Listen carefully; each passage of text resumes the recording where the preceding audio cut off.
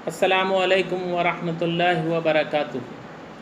انسان اپنے ابتدا ہی سے فرصت کے لمحات میں تفریحی مشاغل کا متلاشی رہا ہے۔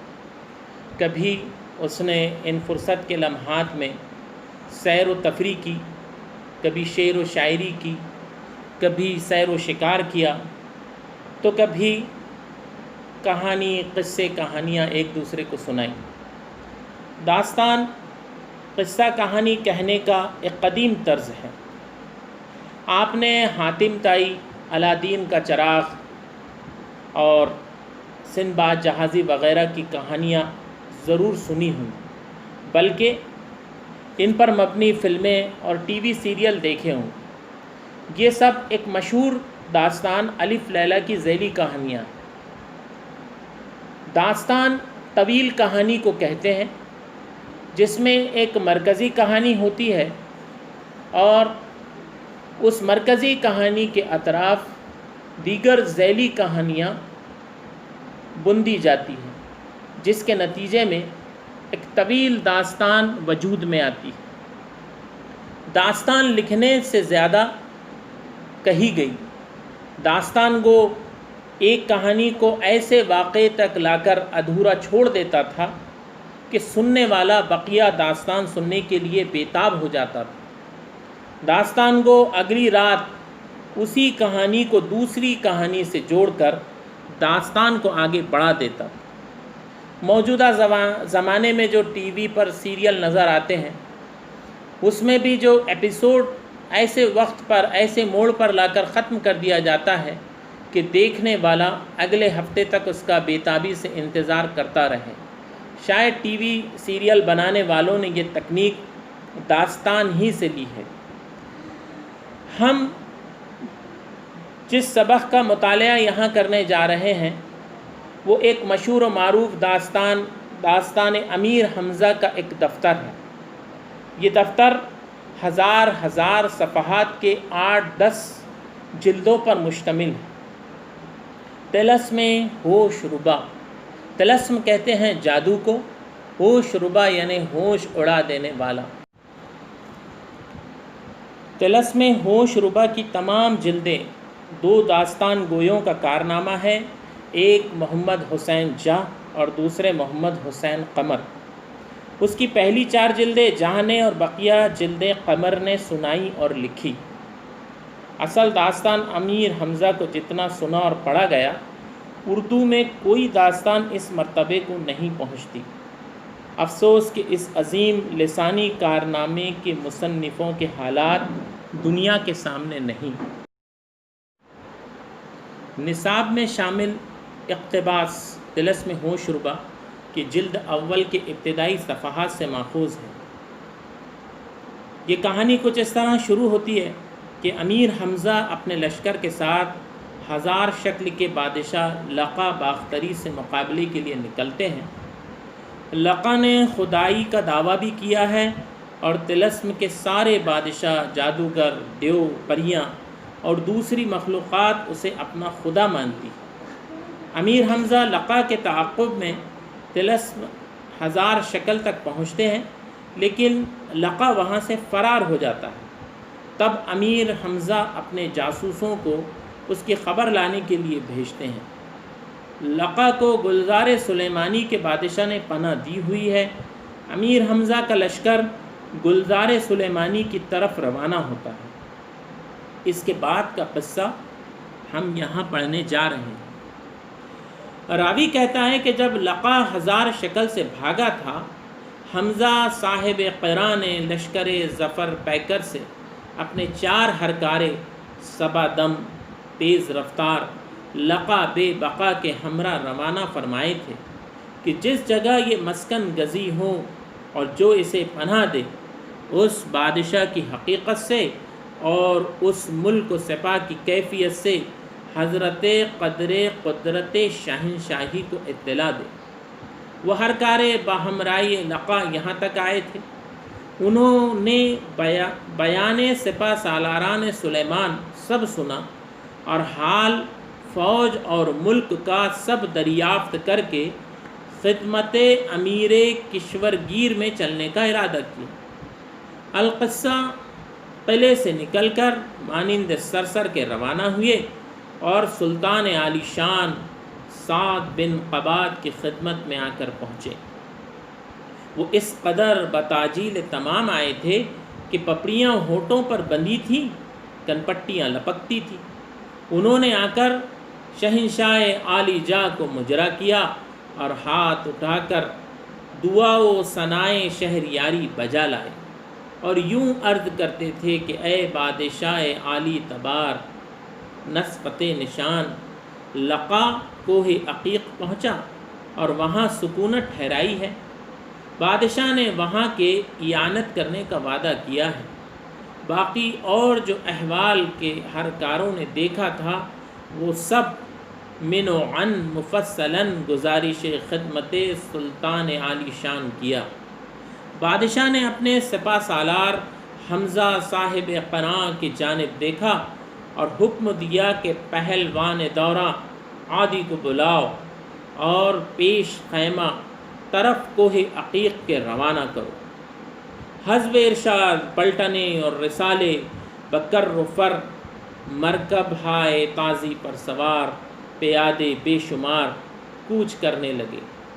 بازاریں لشکر کی روانہ ہوئیں، خیمہ خرگاہ اشتر و قاطروں پر بار ہوئے، دلاور مسلح و مکمل ہو کر چلنے پر تیار ہوئے۔ بادشاہ مع سرداران گرامی کے اور صاحب قراء مع عیاران نامی کے سوار ہو کر برہبری اسی طرف چل نکلے۔ طلسم ہوش ربا کا ہم نے یہ جو اقتباس ابھی پڑھا ہے، اس میں جو پہلا جملہ ہے وہ 2.5 سطروں پر مشتمل ہے۔ 2.5 سطروں کا جملہ ہے، یہ قومیں دیے گئے ہیں درمیان میں۔ تو اس کا جو آغاز ہوتا ہے راوی کہتے ہیں روایت کرنے والے۔ جب بھی کہانی شروع ہوتی تھی، اس طرح کی داستانیں لکھی جاتی تھی تو اس میں راوی کہتا ہے کا لفظ آتا تھا۔ تو یہاں راوی کہتا ہے کہ جب لقا جیسے کہ ہم نے انٹروڈکشن میں دیکھے ہیں کہ یہ جادوگر ہے جس کو جادوگروں کے سارے بادشاہ دیو پریاں اس کو اپنا خدا تسلیم کرتے ہیں اور اس نے خدائی کا دعویٰ کیا ہوا ہے۔ تو یہ لقا جو ہے 1000 شکل سے بھاگتا ہے۔ 1000 شکل ایک قلعے کا نام ہے اور حمزہ صاحب قراء ان کے پیچھے تھے۔ تو صاحب قراء نے لشکر ظفر پیکر، حمزہ صاحب قراء یہ طلسم ہوش ربا کے ہیرو ہے۔ تو انہوں نے لشکر ظفر پیکر سے اپنے 4 ہرکارے، یہ ایک ترکیب یہاں استعمال ہوئی ہے، لشکر ظفر پیکر۔ لشکر کی تعریف یہاں بیان ہو رہی ہے، وصف اور موصوف۔ تو لشکر ظفر پیکر سے اپنے 4 ہرکارے، انہوں نے اپنے لشکر سے جو کہ بڑا فتح مند رہا اب تک، ظفر پیکر یعنی فتح مند لشکر سے اپنے 4 ہرکارے انہوں نے منتخب کیے۔ ہرکارے کہتے ہیں قاصد کو، قاصد یا پیام لانے والا جو ہوتا ہے اسے ہرکارے کہا جاتا ہے۔ ہرکارہ کی جمع ہرکارے، خبر لانے والا، خبر رساں۔ اور ان کی اس نے خوبی بیان کی ہے کہ وہ صبا دم تھے۔ صبا یعنی ہوا، صبا دم یعنی ہوا کی رفتار والے، تیز رفتار۔ لقا بے بقا کے ہمراہ روانہ فرمائے۔ یہاں لقا جادوگر کا نام اور بے بقا یعنی فانی کے ساتھ ہی انہوں نے روانہ کر دیے تھے کہ جہاں کہیں بھی یہ لقا ٹھہرے گا، مسکن گزی ہوگا، قیام کرے گا یا جو اسے پناہ دے گا، اس بادشاہ کی حقیقت سے اور اس کے ملک سے، اس کی فوج کی کیفیت سے وہ بادشاہ کو مطلع کرے۔ یہ 4 ہرکارے انہوں نے لقا کے ساتھ ہی روانہ کر دیے تھے۔ وہ ہرکارے بہمرائی لقا یہاں تک آئے، یعنی جہاں لقا نے قیام کیا تھا یا جس بادشاہ کے یہاں اس نے پناہ لی تھی، وہ ہرکارے بہمرائی لقا وہاں تک پہنچ گئے۔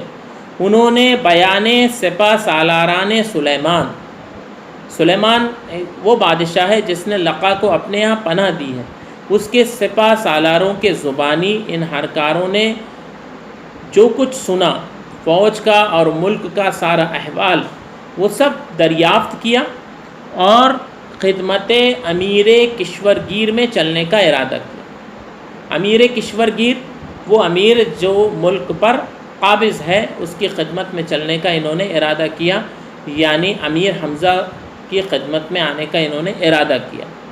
القصہ قلعے سے نکل کر مانند سرسر کے روانہ ہوئی۔ سرسر کہتے ہیں طوفانی ہوا، تو مانند سرسر یعنی طوفانی ہوا کے مانند یہ نکلے اور سلطان عالی شان سعد بن قباد کی خدمت میں آ کر پہنچے۔ سلطان کا نام یہاں بتایا گیا ہے سعد بن قباد، ان کی خدمت میں وہ آتے ہیں ہرکارے۔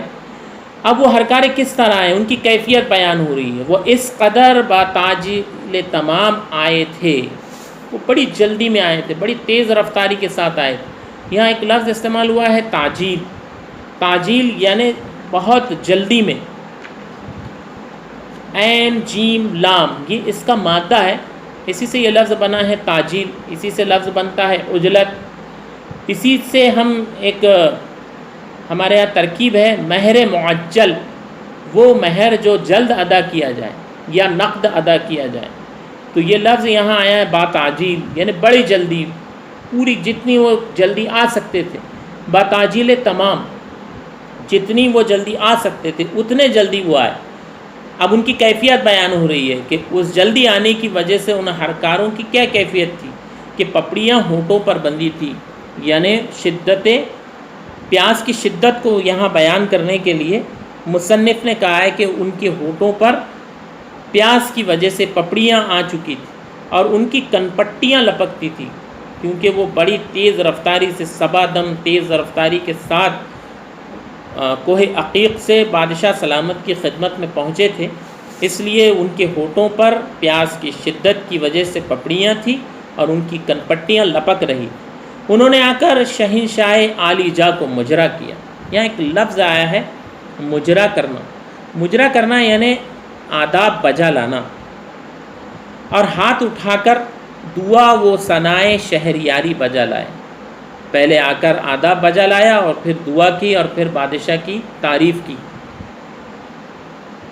شہر یار یعنی بادشاہ، شہر یاری یعنی بادشاہت، تو دعا و ثنائے شہر یاری بجا لائے اور یوں عرض کرتے تھے کہ اے بادشاہ عالی تبار، انہوں نے عرض کیا کہ اے، یہاں اب یہ سارے بادشاہ کے القاب بیان ہو رہے ہیں، سلطان عالی شان، بادشاہ عالی تبار، شہنشاہ عالی جاہ۔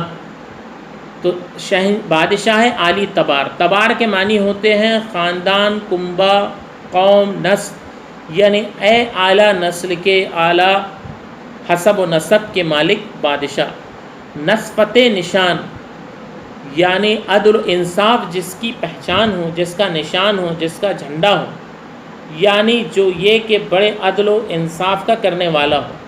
لقا کوہ عقیق پہنچا، کیا خبر دی انہوں نے کہ لقا جو ہے وہ کوہ عقیق پہنچ چکا ہے۔ یہ ایک پہاڑ کا نام، ایک فرضی پہاڑ کا نام یہاں بتایا جا رہا ہے۔ عقیق کے ویسے لفظی معنی ہوتے ہیں، یہ ایک قیمتی سرخ رنگ کا پتھر ہوتا ہے، تو وہ پہاڑ کے دامن میں وہ وہاں گیا ہے لقا، اور وہاں اس نے سکونت ٹھہرائی ہے۔ سکونت ٹھہرانا یعنی اس نے قیام کیا ہے۔ بادشاہ نے وہاں کے اعانت کرنے کا وعدہ کیا ہے، اعانت یعنی مدد کرنے کا وعدہ کیا ہے۔ آپ دیکھ رہے ہیں کہ یہ 19ویں صدی کی زبان ہے، اور اس کے جو جملوں کی ساخت ہے، موجودہ جو جدید اردو ہے، اب ویسے جملے لکھے جاتے ہیں نہ بولے جاتے ہیں، جیسے بادشاہ نے وہاں کے اعانت کرنے کا وعدہ کیا ہے۔ تو اب اگر ہم موجودہ زمانے میں اسی جملے کو لکھیں گے تو یوں لکھیں گے کہ وہاں کے بادشاہ نے، ایسے بہت ساری آگے بھی مثالیں آئیں گی۔ باقی اور جو احوال کے ہرکاروں نے دیکھا تھا، یہاں احوال حال کی جمع ہے، جو انہوں نے حالت وہاں دیکھی ہرکاروں نے، وہ سب من و عن یعنی جو کہ تو، ہو بہو، واقعتاً جو چیزیں انہوں نے وہاں دیکھی تھی وہ سب خدمت سلطان عالی شان میں آ کر انہوں نے وہ ساری باتیں گزارش کی۔ بادشاہ نے اپنے سپہ سالار حمزہ صاحب قیراں کے جانب دیکھا۔ حمزہ صاحب قیراں بادشاہ سلامت کے سپہ سالار ہے۔ انہوں نے ان کے جانب دیکھ کر ان کو ایک حکم دیا کہ وہ پہلوان دورہ عادی کو بلاؤ اور پیش خیمہ طرف کوہ عقیق کے روانہ کرو۔ ایک حکم ہوا، ایک تو یہ کہ پہلوان دورہ عادی کو بلایا جائے، اور دوسرا یہ کہ پیش خیمہ کوہ عقیق کی طرف روانہ کیا جائے۔ پیش خیمہ کہتے ہیں وہ سامان جو فوج کی روانگی سے پہلے اگلی منزل کو بھیجا جاتا ہے۔ حزب ارشاد پلٹنے اور رسالے بکر و فر، مرکب ہائے تازی پر سوار، پیادے بے شمار کوچ کرنے لگے۔ رسالے یعنی فوجی دستے، کر و فر یعنی اپنی پوری شان و شوکت کے ساتھ، مرکب یعنی گھوڑے، مرکب ہائے تازی یعنی عربی گھوڑوں پر سوار ہو کر، اور کچھ پیادے، پیادے کہتے ہیں پیدل فوج کو۔ تو اس طرح یہ ساری فوج جو ہے کوہ عقیق کی طرف روانہ ہوئی۔ بازار لشکر کی روانہ ہوئی، خیمہ خرگاہ اشتر و قاطروں پر بار ہوئے۔